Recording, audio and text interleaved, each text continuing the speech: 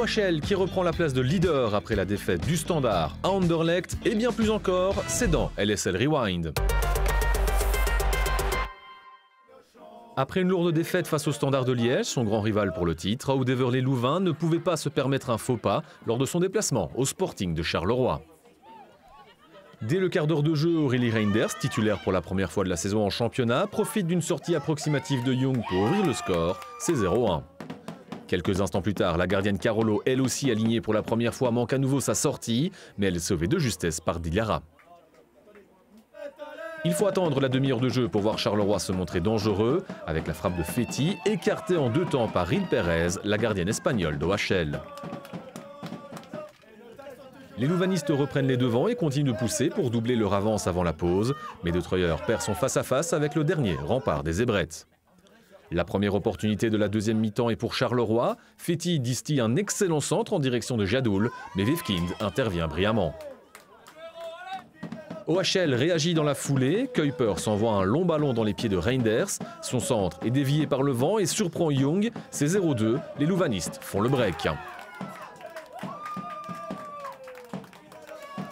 Des louvanistes qui se mettent définitivement à l'abri moins de 5 minutes plus tard. Mertens trouve Reinders dans le dos de la défense Carolo. La joueuse de 16 ans complète son triplé. Charleroi 0, Reinders 3. Le match est plié.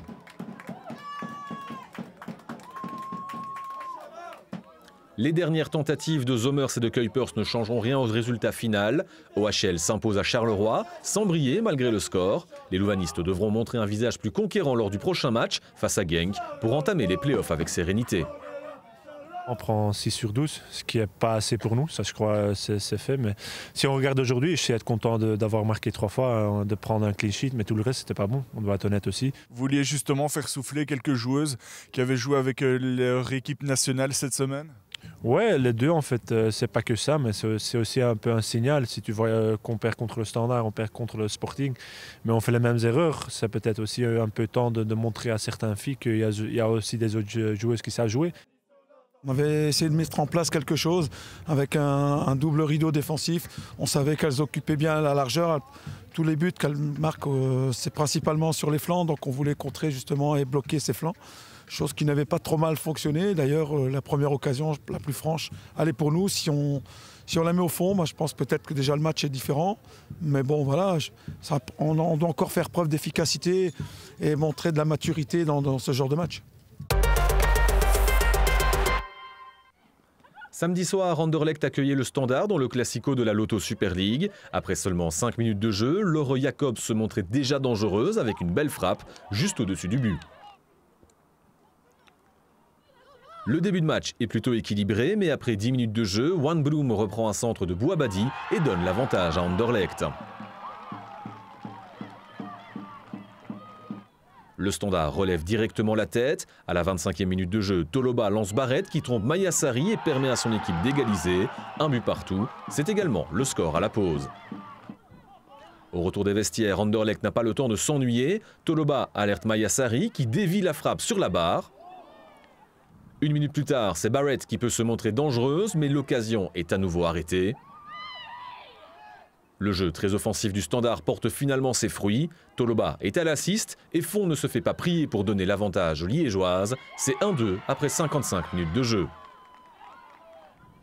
Mais 10 minutes plus tard, la tête de Matavkova ramène les deux équipes à égalité. C'est 2 buts partout.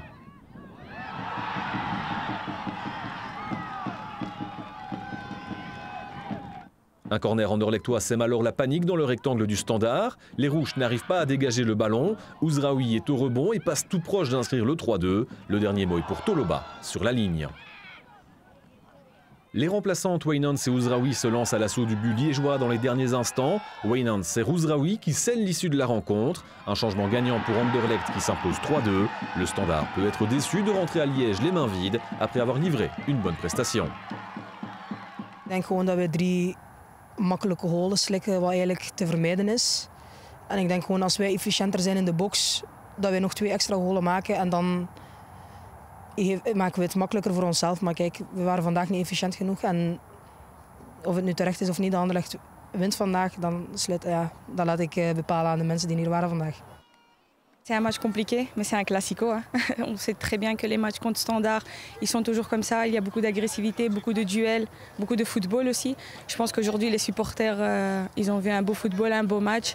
Maintenant, nous aussi, on est Anderlecht et on vient chaque match pour prendre les 3 points. On a peur de personne et on a montré ici qu'on se bat jusqu'à la fin.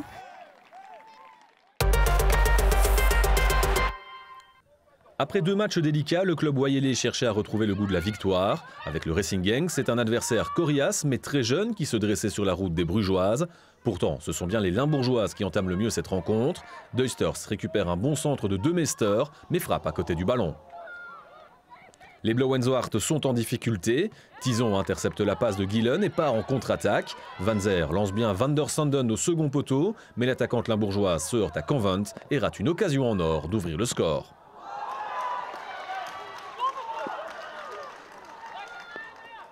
Genk prend l'ascendant sur le club et cela porte ses fruits. Van Grinsven intercepte la passe d'Abrahamson. Van der Sanden lance Van Zer qui se retrouve face à face avec Convent et ne manque cette fois pas la cible. C'est 0-1 et c'est largement mérité. Ik denk dat heel veel ruimte in de rug lag van Brugge. En ik denk dat Sinoas, onze kapitein, die het mooi zag. Ik loop gewoon diep, want dat had ik ook als taak gekregen om iets meer als spits te spelen. En oké, de keeper komt uit, maar ik probeerde hem gewoon erlangs te leggen en het lukte. Dus dat is wel fijn om dat goaltje mee te pikken. Le club réagit sur un corner. Van Mechelen ne se pose pas de questions et marque un but sensationnel. Déjà le 2e de la sorte pour Van Mechelen cette saison.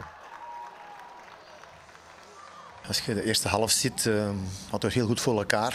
We kregen dan ook 2-3 open kansen. Ja, die gaan er net niet binnen.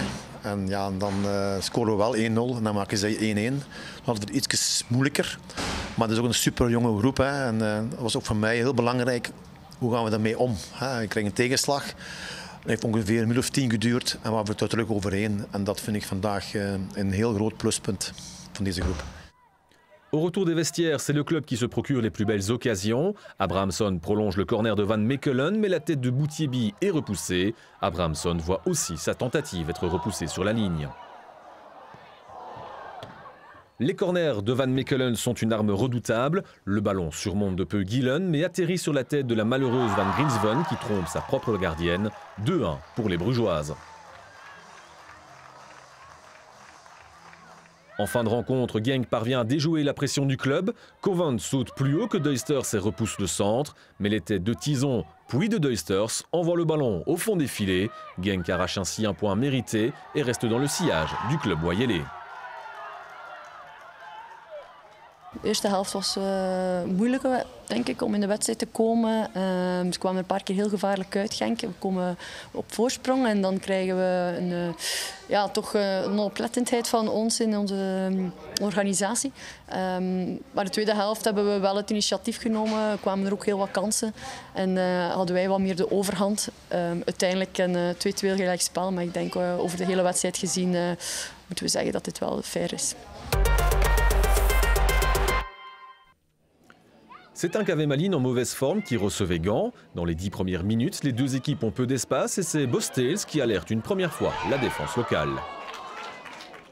Quelques instants plus tard, Gand bénéficie d'un coup franc bien placé. Van Britsom se place derrière le ballon et l'envoie au fond des filets. C'est 0-1 pour les Gantoises.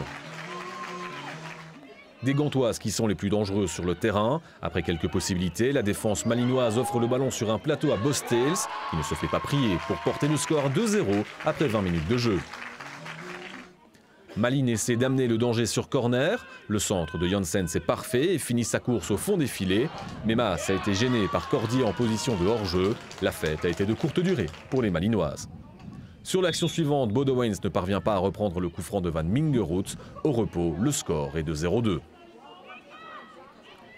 En deuxième mi-temps, le KV tente de réduire l'écart. Sur corner, Van Mingerhout offre un ballon en or à Nuyens mais ne transforme pas l'occasion. Les Buffalo veulent sceller leur victoire. Elsen est accroché aux abords du rectangle. Une occasion parfaite pour le pied gauche de Van Gansbeek, mais qui frappe juste au-dessus. Le KV tente de rester dans le match. Bouarat frappe au but, mais son tir est bien trop faible pour inquiéter Maas. Le match devient de plus en plus engagé, ce qui n'arrange pas le jeu des deux équipes. La remplaçante Niering tente une tête, mais ne reprend pas bien le ballon. En fin de rencontre, la remplaçante Fleur Vandal ne passe pas loin du 0-3, mais Silke Bakarné a le dernier mot. 2 minutes plus tard, Bakarné doit à nouveau s'employer et Tailleux réagit trop tard. Le match se termine sur le score de 0-2. Gand ne retiendra que les 3 points. We zaten een beetje in de flow van gisteren, wisten we dat we play-off 1 haalden. Dan komt je vandaag toe in een accommodatie die niet echt Super League waardig is. Maar oké, spelers moeten daarmee leren omgaan. En we hebben na 15 minuten de match doodgedaan.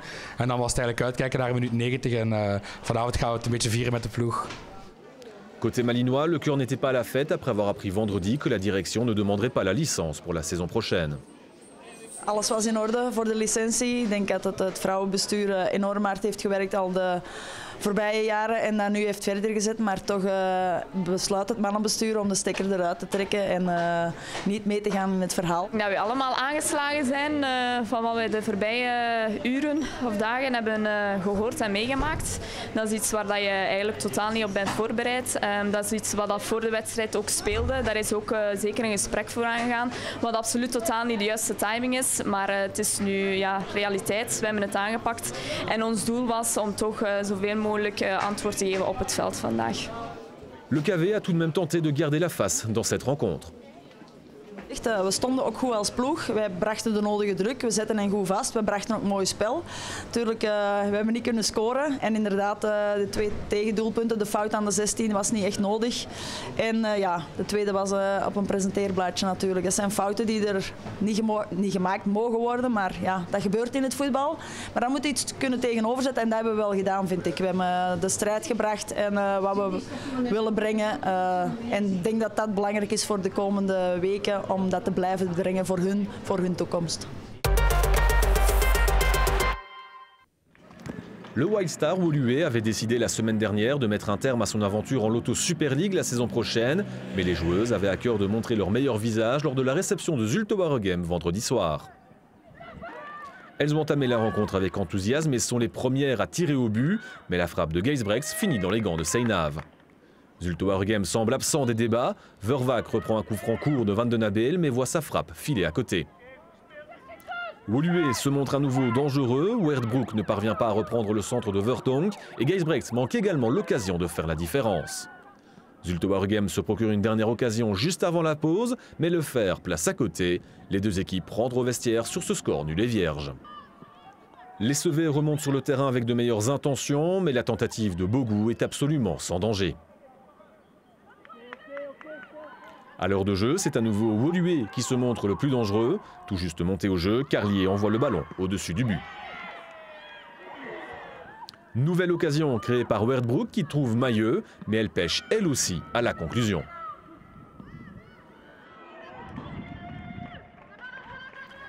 Quelques minutes plus tard, on retrouve Carlier qui place la balle en beauté au-dessus de Seinav et permet aux locaux de mener méritoirement à la marque. 1-0, score final, la première victoire à domicile de White Star élimine donc Zulte Waregem de la course au play-off 1. Je suis vraiment fière de l'équipe, on a pris 3 points et je crois qu'au mental ça va faire du bien pour tout le monde. Sur le banc, les coachs m'avaient dit qu'il fallait que j'essaye, que je frappe, que j'avais une bonne frappe, etc. Donc j'ai essayé et je l'ai mise.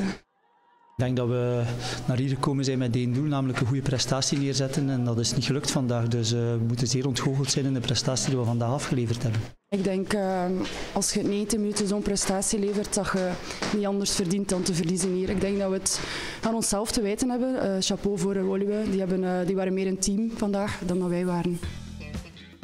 On revoit les résultats de cette 14e journée avec les victoires d'OHL, Anderlecht, de la Gantoise du White Star et le partage entre le club et Genk. OHL reprend la tête du classement au coude à coude avec le Standard, Anderlecht est à une longueur derrière, le club Genk et Gand complètent le top 6.